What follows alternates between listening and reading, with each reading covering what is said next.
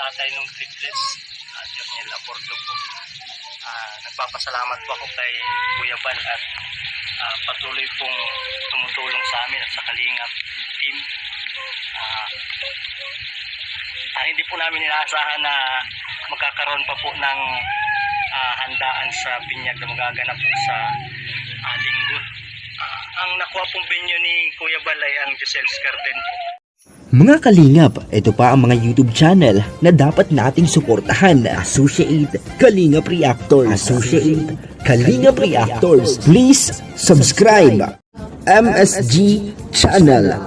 Ama ng triplets nagsalita na hindi nila inaasahan na magkaroon ng handaan sa binyag ng kanilang anak na triplets.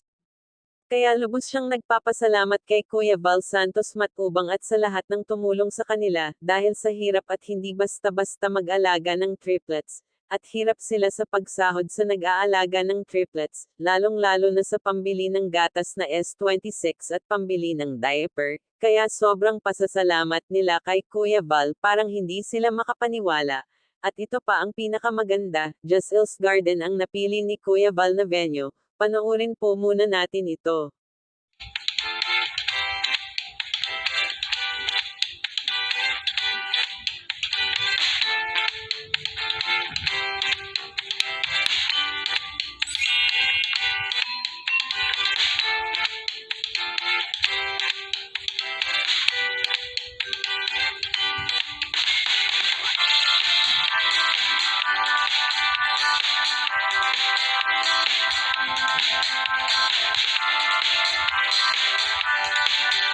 Alas 3 po ang magiging seremonya at salamat po sa mga ninong at ninang na nag-sponsor. Balita ko po ay may 2 lechon na binigay. Salamat po sa mga kumpare at kumare to be. Hindi na po namin inisip na magkaroon ng handaan at sobrang hirap po ng may triplets.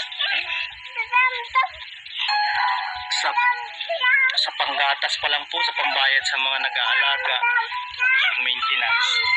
Pero talagang maraming salamat din po kay Lord. Ayan na po, diba sobrang ganda ng venue, sinong mag-aakala na ganyan kaganda? Parang panaginip lang nila ang lahat dahil ang inaasahan nila ay simple lang, pero dahil kay Kuya Val naging bongga at special na handaan sa binyag ng triplets. Kaya maraming salamat Kuya Val at sa lahat ng sponsors, sa mga ninong at ninang maraming salamat. Kaya wag po nating kalimutan suportahan at isubscribe Val Santos Matubang, Kalingap Rab at Ate Edna Vlogs at ganon na rin sa aking munting channel. Ito na po yung triplets.